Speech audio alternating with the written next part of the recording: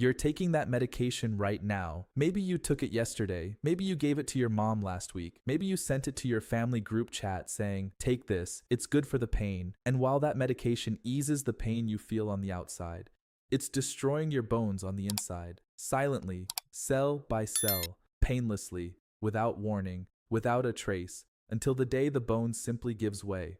I'm not talking about poison. I'm not talking about some rare medication. I'm talking about something that's right now in the kitchen cabinet of millions of people, something you buy without a prescription, without a doctor's visit, without a second thought. And in today's video, I'm going to show you the 5 medications that science has already proven, through studies, evidence, and x-rays, to silently erode your bones. Number 1 on the list is the most dangerous of all, and I bet you wouldn't suspect it. Before we continue, if you're over 50, if you take medication every day, or if you know someone who does, this video is for you. Subscribe to the channel now and turn on the notification bell. Every week I bring you information like this, the kind that doesn't come up in a 15-minute doctor's visit, the kind that can prevent a fracture that changes the life of an entire family. Subscribe now, and write here in the comments, "I'm already subscribed, doctor. I want to know how many of you are here." Now then, let's continue. First of all, I need to make something very clear. This video is not meant for you to stop taking any medication on your own.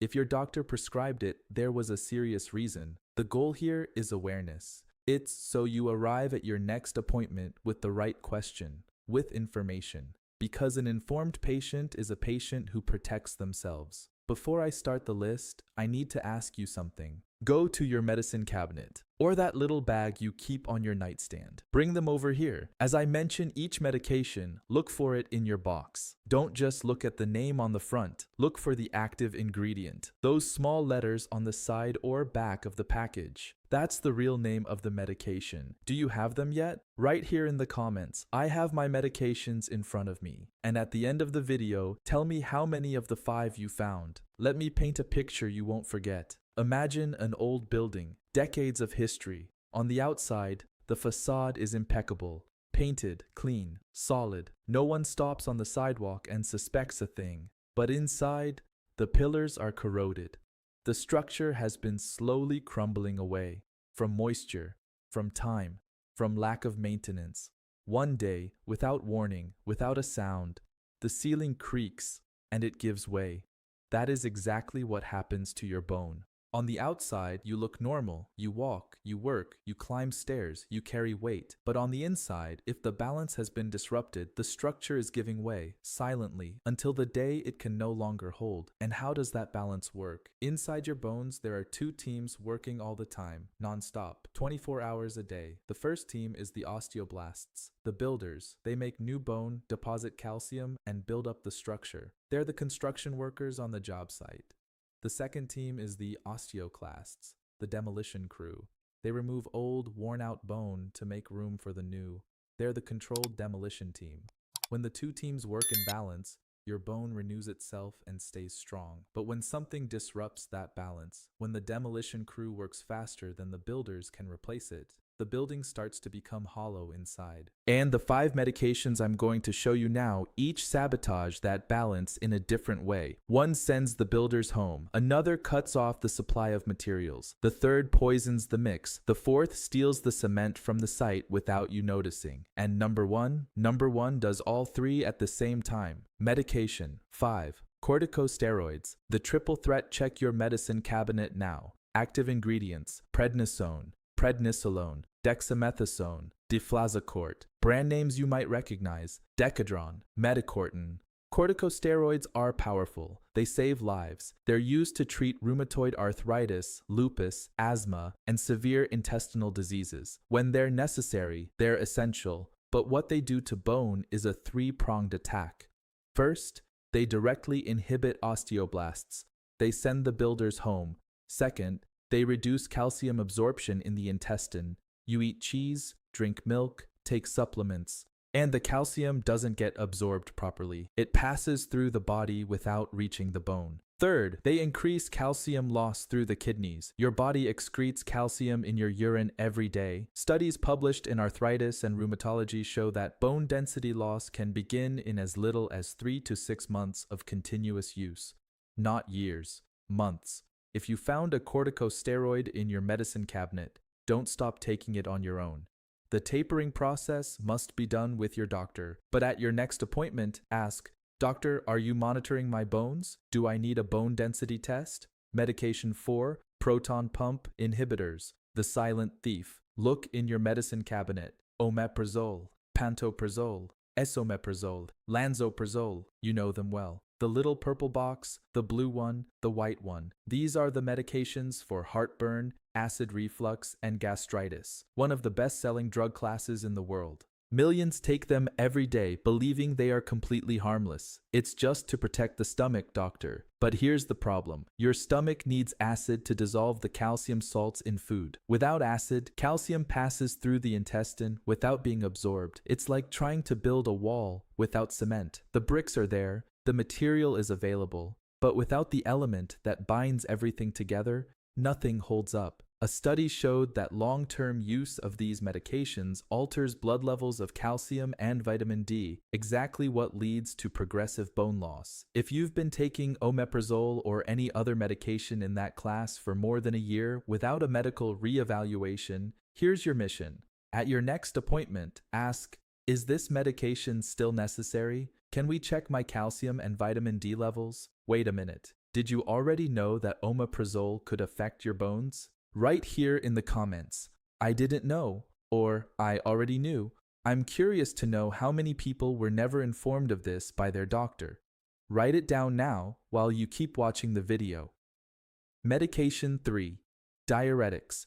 When the kidney becomes a thief, look in your pill bottle. Furosemide, hydrochlorothiazide, spironolactone. Diuretics are prescribed for high blood pressure, heart failure, and fluid retention. They are essential medications. No one should stop taking them on their own. But there's one detail that few doctors explain to patients.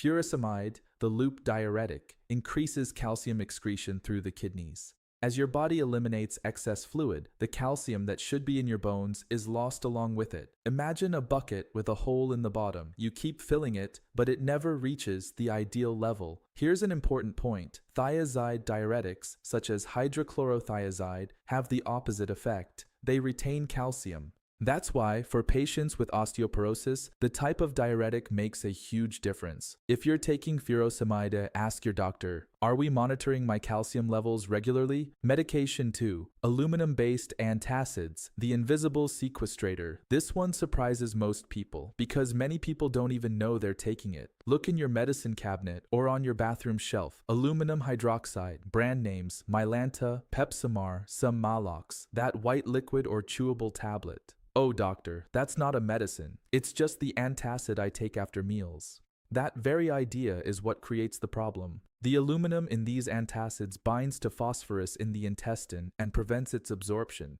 And phosphorus is essential for bone mineralization. Without phosphorus, calcium cannot be properly deposited in the bone. Chronic use can result in osteomalacia, the softening of the bones. Not classic osteoporosis, where the bone becomes porous and fragile. Here, the bone becomes soft, like rubber, and a soft structure can't withstand impact. Furthermore, studies have shown that excess aluminum has a direct toxic effect on osteoblasts. It poisons the construction crew. If you use these antacids frequently, talk to your doctor. There are much safer alternatives for the long term. Wait a moment. If you've already learned something new here, something that could protect you or someone you love, like this video right now, it costs nothing, but it helps YouTube show this information to thousands more people who are taking these medications every day without knowing what they're doing to their bones. Your like could prevent a fracture in someone you don't even know. Like it now.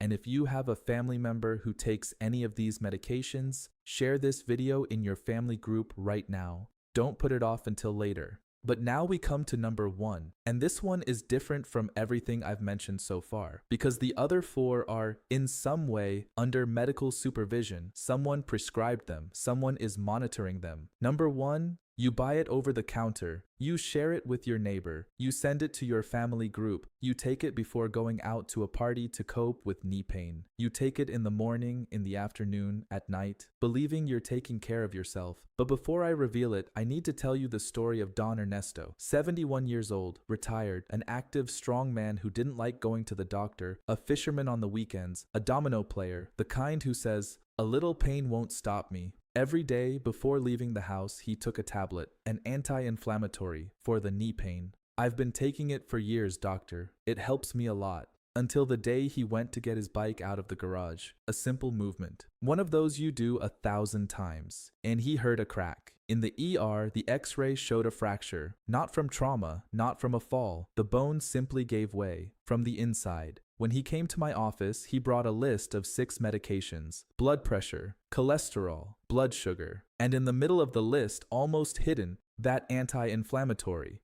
The same one. For the past 3 years. Every day. I asked him, "Who prescribed this for you?" He was silent for a second. Then he said, "No one, doctor. I started taking it myself because it helped with the pain. Everyone takes it. Everyone takes it." It's the most dangerous phrase in self-medication. I looked at his X-ray. I looked at the structure that had given way, and I thought, how many Don Ernestos are taking that medication right now, believing they're taking care of themselves, without knowing they're eroding the ground that supports them.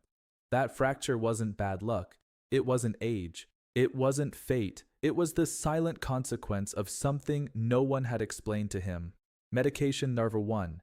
NSAIDs, the enemy you embrace every day. Look in your medicine cabinet right now. Active ingredients: diclofenac, ibuprofen, naproxen, nimesulide, ketoprofen, meloxicam. Names you know by heart: Voltaren, Cataflam, Advil, Aleve, Celebrex. These are the NSAIDs, non-steroidal anti-inflammatory drugs, and they are the most indiscriminately consumed group of medications in the Hispanic world. Headache? Anti-inflammatory.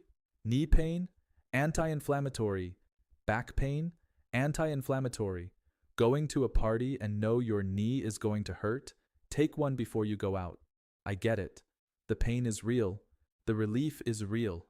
It's fast. But what's happening inside your bones while that medication works? No one tells you that. Mechanism 1. Blocks the building signal. Inside your bones, prostaglandins are the messengers that tell osteoblasts what to do.